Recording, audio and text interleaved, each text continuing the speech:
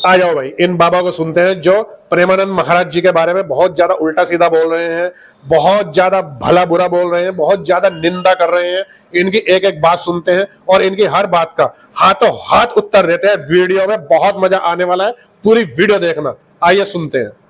कि रात्रि में 2 बजे 2:30 बजे भूत प्रेतों की तरीके से निकल रहे और रात्रि में महारात्रि में भूत प्रेत पिशाच राक्षस इनकी उपासना करने के लिए, राक्षसों की उपासना करने के लिए ये जूता पहन करके उन पुष्पों पर रख रहे हैं और दुनिया पागल हो रही है। क्या इनको अपने नरक का रास्ता साफ कर रहे हैं ये? आइए अब इन बाबा को यहीं पर रोकते हैं और इनके इस बात का उत्तर देते हैं। ये बाबा बोल रहे हैं कि जो रात को अपने कार्य पर निकलते हैं वो असुर होते हैं, पिशाच होते हैं, भूत प्रेत होते हैं, राक्षस होते हैं। अगर ऐसा है तो ये सीधे तौर पर हनुमान जी को भूत प्रेत बोल रहे हैं, क्योंकि रात के वक्त ही हनुमान जी लंका से द्रोणागिरी पर्वत गए थे संजीवनी बूटी लेने के लिए, जब लक्ष्मण जी मूर्छित हो गए थे।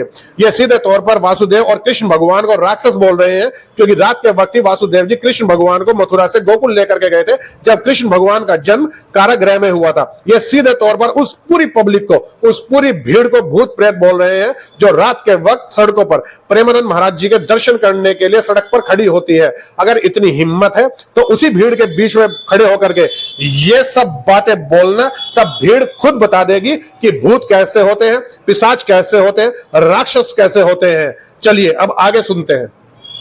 भगवान जिस जगह बिना जूते चप्पल पहन करके चलते हैं और तुम जूता चप्पल पहन करके पुष्पों के ऊपर चढ़ रहे हो, जो पुष्प केवल या तो भगवान के चरणों में चढ़ते हैं, भगवान उनकी माला पहनते हैं, या फिर मरे हुए आदमी के लिए पुष्पों की माला पहना दी जाती है। तुम किस में से?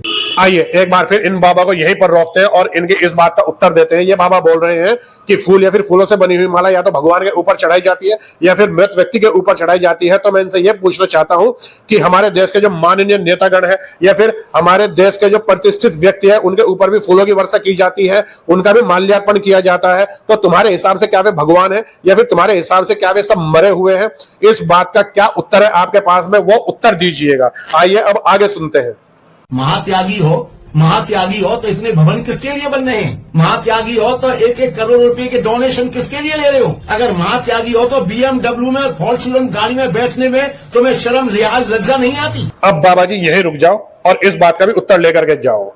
तुम ये बोल रहे हो कि अगर इतने बड़े त्यागी हो तो फिर करोड़ों का डोनेशन क्यों ले रहे हो और किसके लिए ले रहे हो? अगर इतने बड़े बड़े भवन बना रहे हो तो क्यों बना रहे हो और किसके लिए बना रहे हो? और अगर इतने बड़े त्यागी हो तो मर्सिडीज और फॉर्च्यूनर जैसी महंगी गाड़ियों में क्यों घूम रहे हो? असल में तुम्हारा असली दर्द अब आया है बाहर निकल करके। तुम्हें इस चीज की जलन है कि बाबा के भक्त बाबा के ऊपर करोड़ों रुपए क्यों न्यौछावर कर रहे हैं? बाबा के भक्तों ने मर्सिडीज और फॉर्च्यूनर जैसी महंगी गाड़ियां क्यों सेवा में लगा रखी है?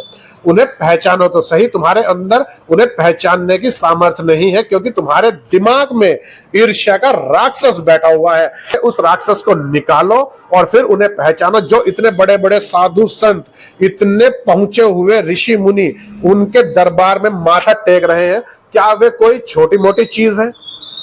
वे सिर्फ प्रेमानंद महाराज नहीं है, वे साक्षात भगवान है।